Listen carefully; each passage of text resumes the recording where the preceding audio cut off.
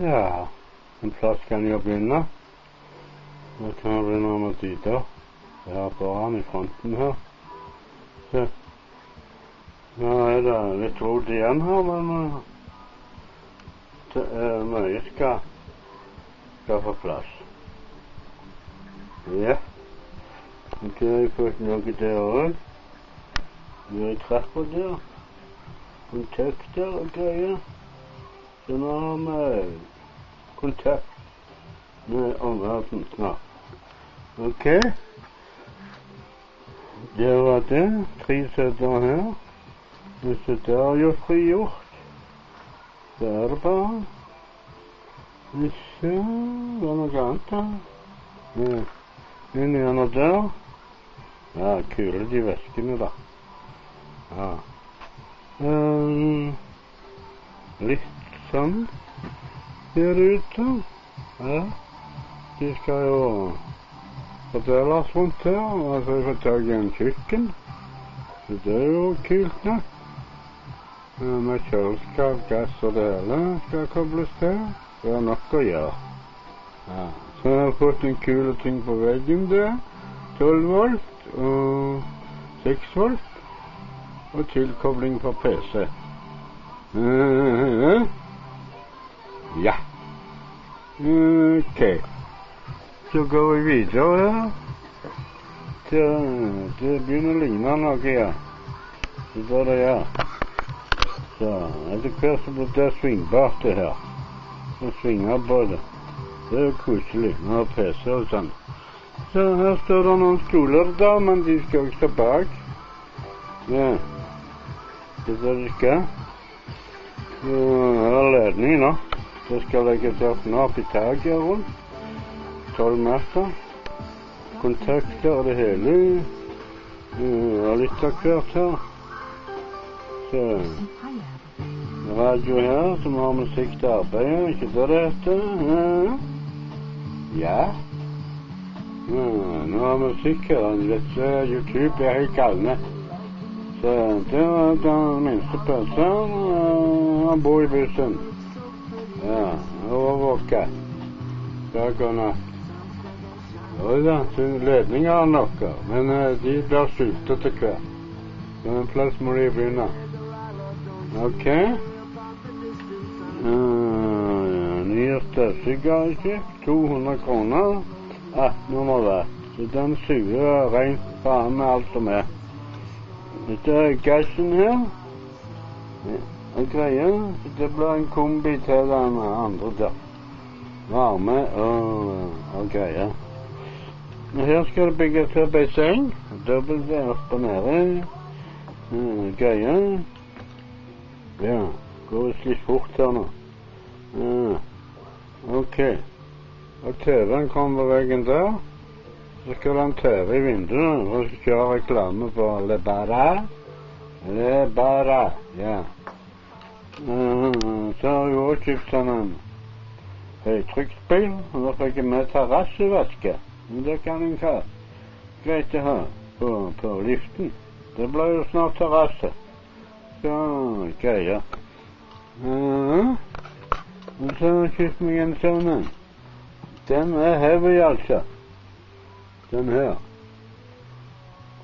Så nå skal jeg i gang med stabbur, så nå slipper jeg å bruke kne, og det tar 14 år å lage stabbur. Nå tar det bare, ja, ganske fort.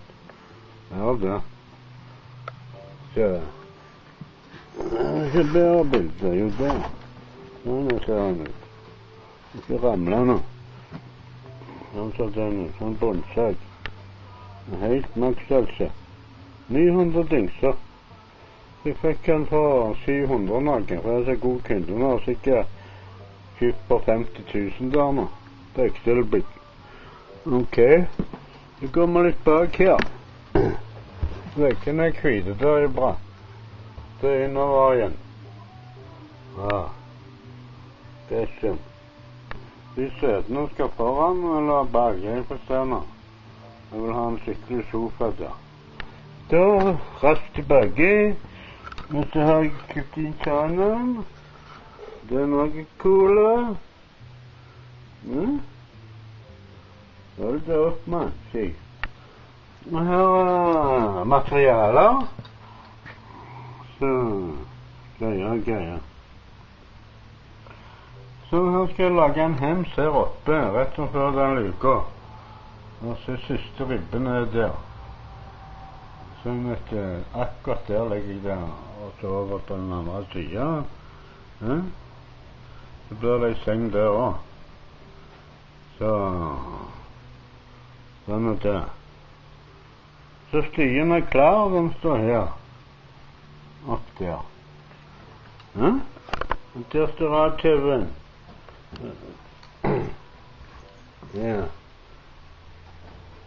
200 kubikk. Den får dere billig nå. 6000. Jeg mister nøkkelen der. Ok. De der greiene der, det skal bli min i stedet.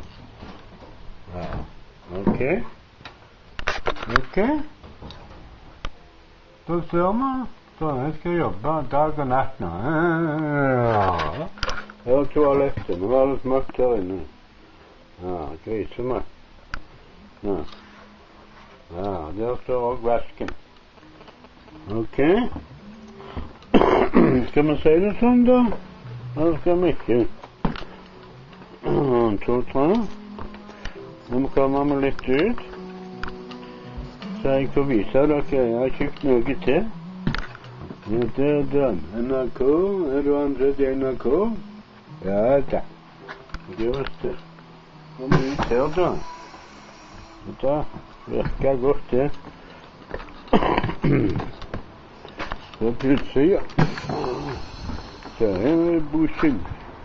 Det bare. Du da. Ja.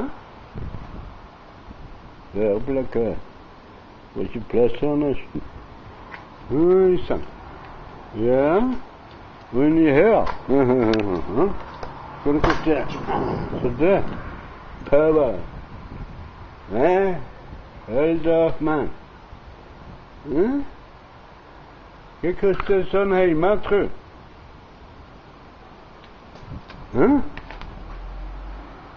Ja, det er jævlig power på det. 220, 2,5 kilowatt. Så det er maks 2,8 kilowatt. Ja. Så det går så det suser. Så nå har jeg strøm samme. Særen hva jeg står henne. I skauen eller nei, uansett. Så det er helt maks. Sånn er det. Ja, her blir det sett på låter og litt av hvert. Nå har jeg kjøpt det også. Ja, buss. Ja. Ok. Det er også en reklame. Det kommer. Jeg ringte til den i dag. Det er for 1400 til. Det viser jo nesten ut bussen. Hvis du må plakat den. Ok. Ja. Ok. Blir bare her. Hører til, hva faen det står? Der er det. Ja, der var det. Ja. Så litt her. Ja. Hele veien borte, vet du. Der oppe. Ja. Så denne her henger han her, ikke båten altså. Det er en i Deutschlandsøyke. Den henger han her. Og den traktoren der 5000 for begge to. Ja. Den 500 kubikk, minst. Og den går så 4 blåner, bare bensin. Den er bensin, ja. Så er det. Der er de dekker. Så det henger fiske på det. Der er det også kraftuttak. Hvor var det der var? Foran. Ja, her er greia. Der er det. Så den stangen der må justeres. Så han klipper litt på rattet. Eller så har han jetteku. Den som har en kjærlig hånd over seg, og den som har rette magien over seg, den får han til å gå. Så fjordene, det er pumper, så like til han til. Ja. Det er voldsomme greier. Ja, fantasien har ingen grenser, så kom igjen. Det er en henger, jeg har en til, du kan få den om på kjøpet. 5000, kom og hent. Den står her. Jeg drager skjevt på den, men det går an å rette. Det er ingen papirer på dem, men det går an å bruke det hjemme i hagen til litt og hvert. Så den er jo grei. Så sier man det sånn. Så her er kåken, men i morgen kommer bonden, så er jeg ikke her. Jeg må snakke med han. Sånn at det er da vittne her. Allera. Og det er også en kåknestøy den nå. Ja, ser dere den? Ja, der. Ja, der. Ja, en plass der. Inni der også er det noe. Ja, sitt sånn her. Alle bladene er vekk. Så akkurat nå ser det trist og godt ut her da. Man kan Den som venter på noe godt, den venter aldri forgjeves, sies det. 11 minutter. Opptak. Det er gjøken som bor. Ja, en av de i hvert fall. Sånn. Overvåket området står det her.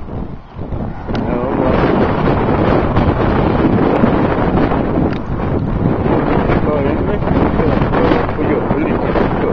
gamle plass, de lagde gamle plass.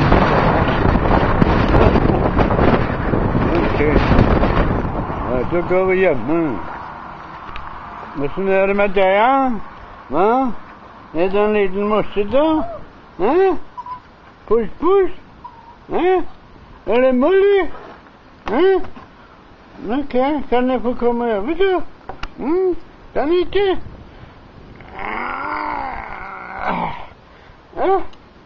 Ja. Har du det bra?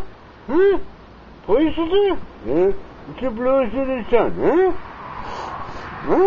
Jeg må gå inn. Ja, jeg må gå inn. Gå inn. Jeg må gå inn, ja. Jeg kommer ikke mellom dere, jeg. Sånn, ja. Ok. Olli-bolli? Ja, gassflasken, de var kule. De har jeg gått bort på. Se på steinene og bare sånn til. Sånn. Sånn. Det er lille masse. Det er ikke en lille masse. Det er en lille masse. Ja. Så. Nå håper jeg alt i orden med deg, lille masse. Nå skal jeg dyre leken. Ja, og få sprøyte.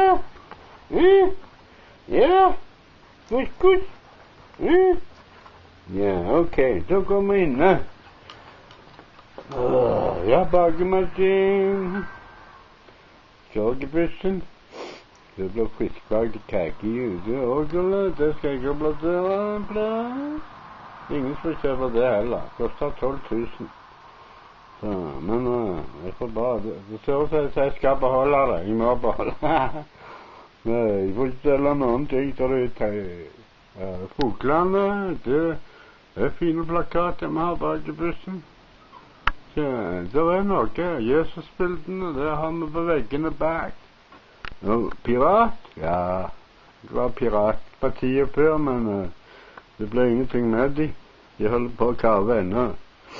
Sånn ser det ut nå. Ser ikke ut i måneden sin. Har du en sånn liten hånd? Så hver dag er jeg støvsigt og rytter. Men den finner aviser og alt mulig, så den koser seg. Det er ikke noe å si på det. Fullt liv her. Ja. Da kommer vi hjemme. Inn i kontoret til alle helligste da. Ja. Så må han ryddekick her også i dag. TV2. Ja, så nå er det sånn. har det blitt. Ja, du var ryddig og pen. Før, altså. Ja. Overvåke. Ja, da ser jo alt på utsiden. Alt er klart å klippe. Men det skal på taket på bussen. Så det er bare installert i bussen etter hvert. Så kommer det nytt av det ene og det andre. Jeg walkie-talkie og hvis noen sa det, kan jeg kontakte dere. Det er nok av greier og kontaktskap her, du. Ja. Jeg har fått TV der også nå. Nei, det er PC der. 2, 3, 4, 5. 5 PC oppe går. Det er ikke måte på hva den kupen her. Nei. Og det jeg har der oppe etter bussen. Kan du se at det er et på andre siden. Det er gloper. Og skyter her. Ja. Ok. Så sier jeg bare hallo. Hallo. Ikke noe annet å si om det. Hallo. Kanskje noen sier igjen, så de går snart også en viss plass. Ja. Nå er jeg lei av å være uten eggetid. Nå skal du jobbe, så skal det til Norge, så skal det ordnes. Nei, bare kav. Men nå orker jeg ikke mer å vente. Den er grei. Sånn,